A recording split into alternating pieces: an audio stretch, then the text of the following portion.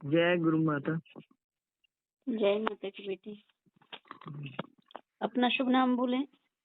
मेरा अमरजीत कौर नाम है। अच्छा अच्छा, कहाँ से बोल रही हैं देवी?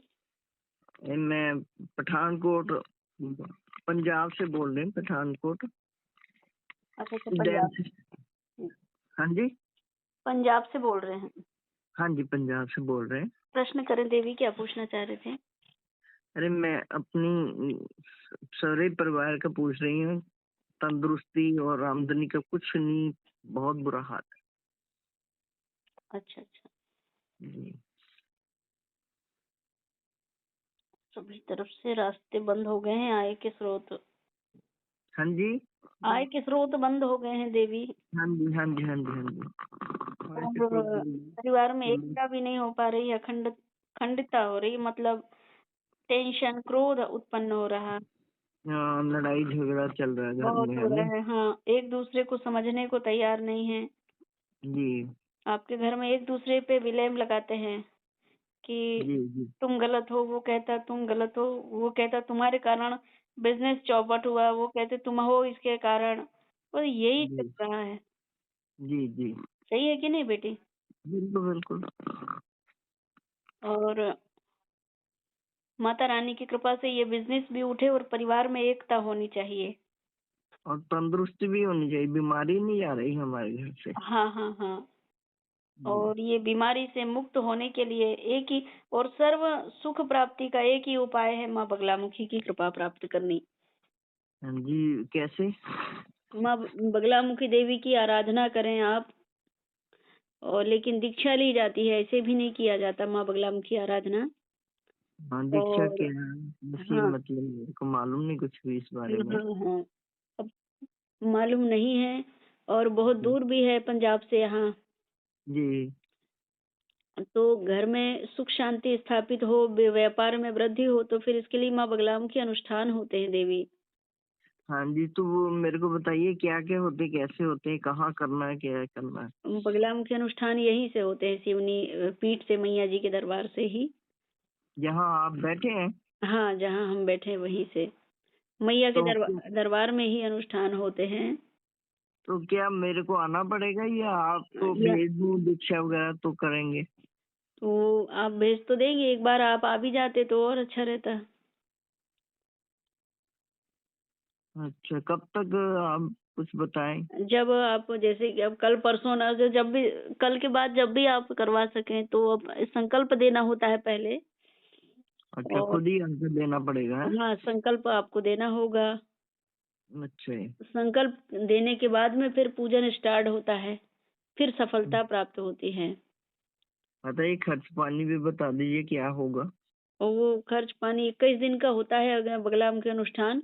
पूरे परिवार जी। के सुख समृद्धि और वैभव कीर्ति के लिए जो अनुष्ठान होता है, वो या तो हमारे घर बेटा। से बीमारी बीमारी भी नहीं जाती मैया?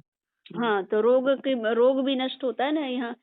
और अच्छा। यहाँ आपके तो समाज के बहुत लोग हैं जो प्रेमचंदानी, वो बहुत सारे लिखते हैं क्या सरने में।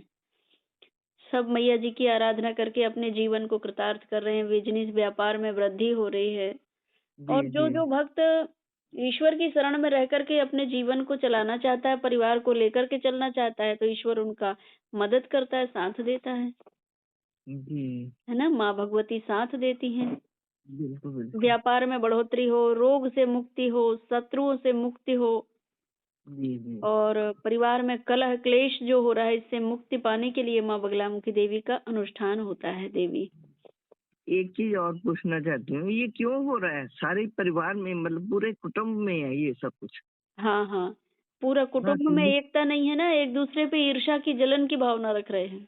हाँ, कभी इतने हाँ, अपने पढ़े आप। लिखे होने के बावजूद कोई हाँ काम हाँ। नहीं मिल रहा किसी को, बच्चों को, हम्म। है ना? सभी तरफ से आय के स्रोत बंद हो गए हैं। ये क्यों, ये सब क्यों हो रहा है, ये पूछना चाहती हूँ। ये कारण आपके घर से ही उत्पन्न हो रहा है। आपके वो घर बताए। में आपके घर हम्म। में जो पूर्वज लोग चले गए हैं, वो जागृत अवस्था में होने के कारण वो घर में किसी एक को भी आगे नहीं बढ़ने दे रहे। क्या उनका क्या हो रहा है? पितृ दोष। अच्छा अच्छा। पितृ तो जो जी। जागृत अवस्था में प्रेत आत्मा को परिवर्तित हो गए हैं और वो प्रेत आत्मा के चक्कर में पूरा घर परेशान हो रहा है। सभी के अच्छा जी। भोजन जैसा भोजन बन रहा है ना, तो जिस उस भोजन को जो कर रहे हैं, तो वो भोजन में भी उसका उल्टा प्रभाव हो रहा है। अच्छा, फोन कर अनुष्ठान दूंगा। प्रारंभ हो जाने के बाद में फिर पूर्णाहुति के लिए भले आप आए, पूर्णाहुति में आपको आना ही होगा। पूर्णाहुति कब होता है? 21 दिन बाद अच्छा। अनुष्ठान प्रारंभ होने के 21 दिन तक पूजन चलता है। उसके बाद में 22वें दिन में आपको आना होता है पूर्णाहुति के लिए। अच्छा, ये तो घर में कितने सदस्य हैं आपके बेटा? इस वक्त तो हम पांच जने हैं। बड़ा बेटा शादी की हुई है, उसके एक बेटी है। अच्छा और अच्छा। छोटा बेटा बीमार है, वो खटिया पर ही है, 14 साल हो गए। खटिया पर? खटिया पे रहता है, मतलब उसको उठा कर ही बाथरूम वगैरह करवाना पड़ता है, सब कुछ।